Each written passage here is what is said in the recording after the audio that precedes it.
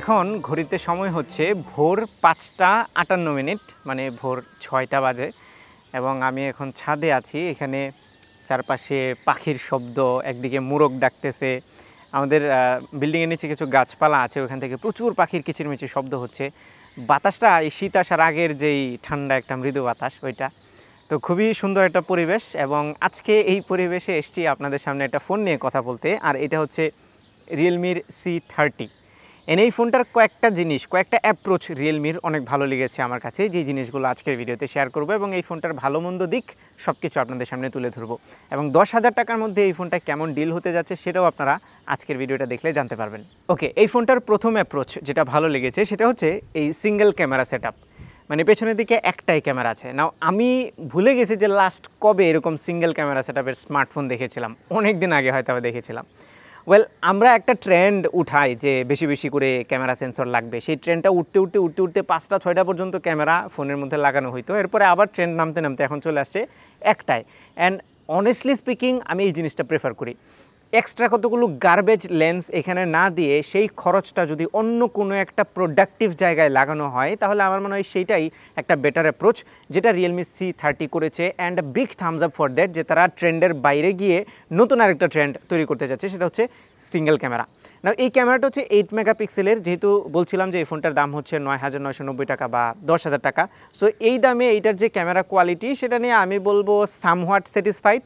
Like super good quality না, আবার খুব খারাপও বলা যাবে না। আমি কিছু পিকচার স্যাম্পল দিয়ে দিচ্ছি স্ক্রিনে, আপনারা দেখে নিজেরাই জাজ করে নিন।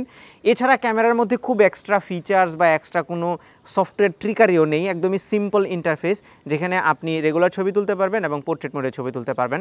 এবং মোডে যদি যাই তাহলে আমরা এখানে panorama, time lapse, pro mode এবং নাইট মোড, একদমই বেসিক কিছু ফিচার্স আছে এটাতে। এবং ভিডিও রেকর্ড করা যাবে 1080-তে। ভিডিওতে কোনো ধরনের স্ট্যাবিলাইজেশন অবভিয়াসলি নেই। এখন ছবিতে কালারগুলো যদি আরেকটু অ্যাকুরেট দেখাতে পারতো তাহলে মনে হয় ভালো হতো। বাট স্টিল এই প্রাইসে আসলে যেরকম ক্যামেরা এটা অফার করছে, মানে সুপার ডিসঅ্যাপয়েন্টেড না হলেও মোটামুটি মানে ছবিটা তুলতে পারছে। Same goes for the selfie camera. 5 মেগাপিক্সেলের একটা সেলফি ক্যামেরা আছে এবং এখানে ইউ শেপের ওয়াটার ড্রপ নচের ভেতরে দেওয়া হয়েছে। এটার কোয়ালিটিও আহামরি না, বাট জাস্ট চালিয়ে নেওয়ার মতো একদমই বেসিক একটা ক্যামেরা সেটআপ এটাতে দেওয়া হয়েছে। ফোনের ডিজাইনটাও খুব ভালো লেগেছে, কারণ এই ফোনটার পেছনের দিকে হালকা একটা টেক্সচার আছে যেটা হাতে খুব ভালো ফিল দেয়। গ্রিন, ব্লু, ব্ল্যাক এই 3টা কালারে পাওয়া যাবে। আমার হাতে ব্ল্যাক কালারটা আছে অ্যান্ড ইট লুকস সোবার। সেই সাথে এটার বিল্ড ম্যাটেরিয়ালও খুবই ভালো মনে হয়েছে কনসিডারিং দ্য প্রাইস। একটু হালকা বক্সিয়া শেপের এই ফোনটা। নিচের দিকে মাইক্রো ইউএসবি আছে, একটা স্পিকার আছে, 3.5 মিলিমিটার অডিও জ্যাক আছে এবং মাইক্রোফোন আছে। এখানে যদি ইউএসবি টাইপ সি দেওয়া যেত তাহলে কিন্তু ফোনটা আরেকটু বেটার, আমার কাছে আরেকটু বেটার রেপুটেশন পেতো। মাইক্রো ইউএসবিটা বেশ পুরনো টেকনোলজি, এখন কিন্তু এই প্রাইসেও আমরা ইউএসবি সি পোর্ট দেখছি। এছাড়া এটার ভলিউম বাটন এবং পাওয়ার বাটনগুলো কিন্তু বেশ ক্লিকি, এবং বাম পাশে সিম কার্ড ট্রি আছে, যেখানে 2টা সিমের পাশাপাশি আপনারা ডেডিকেটেড স্টোরেজ এক্সপেনশনের স্লট পাবেন এবং এখানে আপ টু 1 টেরাবাইট পর্যন্ত আপনারা এসডি কার্ড লাগাতে পারবেন। বাট স্যাড ব্যাপার হচ্ছে এটাতে কোনো ফিঙ্গারপ্রিন্ট স্ক্যানার নেই। এই প্রাইসে ফিঙ্গারপ্রিন্ট স্ক্যানার না দেওয়াটা আমার কাছে একটু ডিসঅ্যাপয়েন্টিং মনে হয়েছে। রিয়ার মাউন্টেড একটা ফিঙ্গারপ্রিন্ট স্ক্যানার দিয়ে দিলে কিন্তু অনেক বেশি জমতো। বাট স্টিল আমার কাছে মনে হয়েছে এই প্রাইস রেঞ্জে যারা ফোন কেনে, স্পেশালি একটু ওল্ডার এইজের মানুষ যারা আছে, তাদের খুব একটা ফোন লক করার দরকার পড়ে না, তাদের জন্য ঠিক আছে। বাট একটু ইয়াংরা যদি কিনতে চায় তাহলে কিন্তু এই ফিঙ্গারপ্রিন্ট স্ক্যানারটা খুব মিস করবে। ফোনের ডিসপ্লেটা হচ্ছে 6.5 ইঞ্চির HD+ রেজুলেশনের একটি IPS প্যানেল, যেটার উপরে ইউ শেপের ওয়াটার ড্রপ নচ আছে। নাও এই প্রাইসে আসলে ডিসপ্লে নিয়ে কমপ্লেন করার মতো তেমন কিছু পাইনি। নিচের দিকে চিনটাও মোটামুটি বড়, সাইডের বেজেলগুলো কনসিডারেবলি স্লিম বলা যায়, যদি আমরা প্রাইস কনসিডার করি আর কি। তবে ডিসপ্লেটাতে ইমার্সিভ একটা ভিউ পাওয়া যায় এবং এই প্রাইসে 6.5 ইঞ্চ ডিসপ্লে ডেফিনেটলি বড় একটা ডিসপ্লে। কন্টেন্ট ওয়াচিং এক্সপিরিয়েন্স খুব ভালো ছিল। ডিসপ্লের কালারগুলো মোটামুটি ঠিকঠাক ছিল, বাজেট অনুযায়ী কমপ্লেন করা যাবে না, আবার ভালো কিছুও বলা যাবে না। সব কিছু মিলে ডিসপ্লেটার ব্রাইটনেসও ঠিকঠাক মনে হয়েছে আমার কাছে। মানে একদম ডিরেক্ট সানলাইটে গেলে সমস্যা হবে, এখন যেমন সকালের মৃদু আলোয় আমি দেখতেছি কোনো সমস্যা হচ্ছে না, বাট সানলাইটে গেলে কিছুটা ভিজিবিলিটিতে ইস্যু হবে। এর বাইরে ডিসপ্লেটা আমার কাছে এই প্রাইসে ভালোই মনে হয়েছে। আর এই ফোনটিতে 2 জিবি র্যাম আছে আর ইন্টারনাল স্টোরেজ হচ্ছে 32 জিবি, মানে 32 জিবি ভেরিয়েন্টের দাম হচ্ছে ৯,৯৯০ টাকা। এবং প্রসেসর সেকশনে এটাতে ইউনিএসওসির একটি প্রসেসর ইউজ করা হয়েছে, টাইগার সিরিজের T612, যেটা একটা অক্টাকোর প্রসেসর 12 ন্যানোমিটার থ্রেডে বিল্ড করা, এবং এটা কর্টেক্স A75 এবং কর্টেক্স A55 সিপিইউওয়ালা একটা প্রসেসর, যেটার পারফরমেন্স আমি বলবো ওকেইশ। নাও ইউনিএসওসি সম্পর্কে যারা আগে শুনেননি, এইটা আমি বলবো একটা আন্ডারডগ প্রসেসর ম্যানুফ্যাকচারার, স্মার্টফোনের জন্য বা স্মার্ট গ্যাজেটস অ্যাক্সেসরিজ এগুলোর জন্য তারা মেইনলি প্রসেসর বানিয়ে থাকে। অ্যান্ড যেহেতু ওয়ার্ল্ড ওয়াইড এখন আবারও এসওসি বা চিপসেটের একটা শর্টেজ আমরা দেখতে পাচ্ছি, এই কারণে ইউনিএসওসি একটু মাথাচাড়া দিয়ে উঠছে মেইন স্ট্রিম যে দুইটা প্রসেসর ব্র্যান্ড আছে সেগুলোর পাশাপাশি। সো আমার মনে হয় যে এখন আমাদেরকে একটু অ্যাডাপ্ট করা শিখতে হবে এই জিনিসগুলো। সোফার ইউনিএসওসির প্রসেসর নিয়ে আমি কিন্তু খুব একটা কমপ্লেন দেখিনি, কারণ এর আগেও বেশ কয়েকটা ফোনে ইউনিএসওসির প্রসেসর দেওয়া হয়েছে, খুব মেজর ইস্যু এখন পর্যন্ত ফেস করিনি। পারফরমেন্সের কথা বললে এইটা দিয়ে ডে টু ডে টাস্ক আপনারা ইজিলি পারফর্ম করতে পারবেন, যদিও র্যামের পরিমাণ যেহেতু অনেক কম, সো খুব একটা স্যাটিসফ্যাক্টরি লেভেলের মাল্টিটাস্কিং কিন্তু এটা থেকে পাবেন না।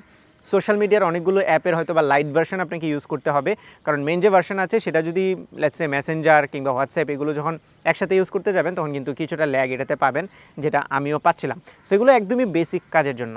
গেমিংয়ের বেলায়ও কিন্তু আপনি ওই সাবওয়ে সার্ফ টাইপের যে গেমগুলো আছে কিংবা ক্যান্ডি ক্রাশ টাইপের গেম সেগুলোই খেলতে পারবেন। খুব ভারী গেম এটাতে খেলার জন্য আমি রিকমেন্ড করবো না, যদিও চাইলে আপনি ফ্রি ফায়ার এটাতে চালাতে পারবেন মোটামুটি সেটিংয়ে। তো পারফরমেন্স নিয়ে আমি বলবো মোটামুটি সামওয়াট হ্যাপি। আমি আবারও বলছি, এই ফোনটা যাদেরকে টার্গেট করে তৈরি করা হয়েছে তারা অন্তত পক্ষে পারফরমেন্স নিয়ে খুব একটা আমি বলবো ডিসস্যাটিসফাইড হবে না।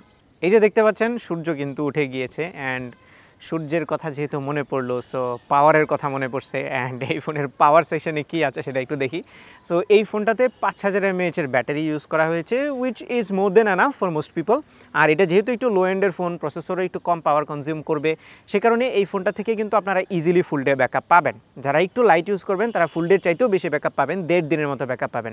আমি এইটা যখন ইউজ করেছি, আমি একটু হেভি ইউজ করে ট্রাই করার চেষ্টা করেছি, তখন কিন্তু ফুল ডে ব্যাকআপ পাচ্ছিলাম। সো ব্যাটারি ব্যাকআপ নিয়ে কোনো কমপ্লেন নেই।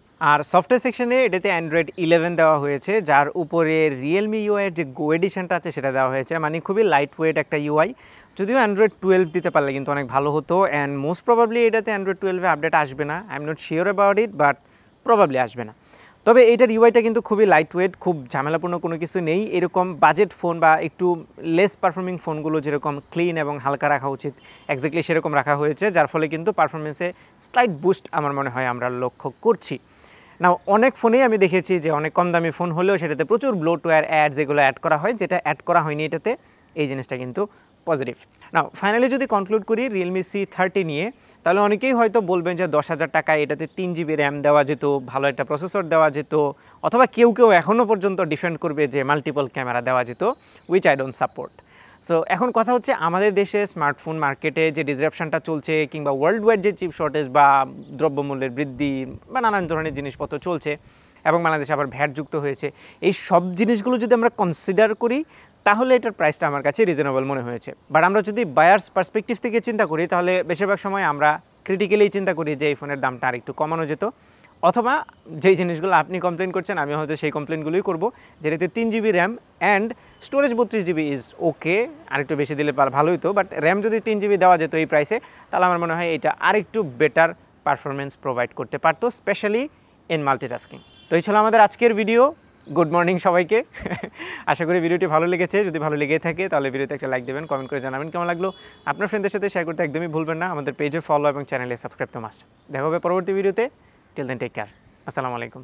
আপনারা যারা প্রফেশনাল ভিডিও এডিটিং শিখতে চান এবং ভিডিও এডিটিংয়ের উপরে কেরিয়ার গড়তে চান কিংবা সোশ্যাল মিডিয়া প্ল্যাটফর্মগুলোতে ভালো মানের কন্টেন্ট তৈরি করে সাকসেসফুল হতে চান, তাদের জন্য আমি একটা কোর্স নিয়ে এসেছি, যেটার নাম হচ্ছে video editing master course by Sohag 360। আমার গত প্রায় 10 বছরের ভিডিও মেকিং এক্সপিরিয়েন্স এবং গত 5-6 বছরের মেন্টরিং অ্যান্ড টিচিং এক্সপিরিয়েন্স থেকে আমি আপনাদেরকে শেখাবো অ্যাডোবি প্রিমিয়ার প্রো এর একদম বেসিক থেকে অ্যাডভান্সড পর্যন্ত। সেই সাথে ভিডিও এডিটিংয়ের কিছু থিওরি আছে কিংবা টেকনিক্যাল টার্মস আছে, সেগুলোর সাথে আপনাদের পরিচয় করিয়ে দেবো। একই সাথে ফ্রিল্যান্সিং মার্কেটপ্লেস কিংবা লোকাল মার্কেটপ্লেসে ভিডিও এডিটিংয়ের উপরে কীভাবে আপনি কেরিয়ার করতে পারেন সেই বিষয়ে ধারণা দেবো, এবং আমাদের কোর্সে যারা ভালো করবে তাদেরকে আমরা ডিরেক্ট জব প্লেসমেন্টেরও ব্যবস্থা করে দেবো। সার্টিফিকেট তো থাকছেই। এটি লঞ্চ হচ্ছে techalloy.com-এ, এটা আমাদেরই প্ল্যাটফর্ম, এবং এখানে এই কোর্সটি অনলাইনে হবে। আমরা জুমের মাধ্যমে সপ্তাহে 2 দিন ক্লাস নেব রাত 9টায়। এটা 3.5 মাসের একটি কোর্স, এবং এই কোর্সটি করলে ভিডিও এডিটিংয়ের এমন কোনো বিষয় নেই যেটা আপনি জানবেন না। সেই সাথে আমাদের সবসময় সাপোর্ট টিম আছে যারা আপনাদেরকে সফটওয়্যার ইনস্টলেশন থেকে শুরু করে অন্যান্য নানান বিষয়ে টেকনিক্যাল সাপোর্ট দিয়ে থাকবে। সো আপনি যদি কোর্সে এনরোল হতে চান তাহলে ভিডিও ডেসক্রিপশানে, ক্যাপশনে এবং কমেন্টে লিঙ্ক দেওয়া আছে, সেখানে গিয়ে আরও ডিটেল পড়ে তারপরে আপনি যদি কনভিন্সড হন আমাদের কোর্সে এনরোল হয়ে যেতে পারেন। সো দেখা হচ্ছে মূল কোর্সে।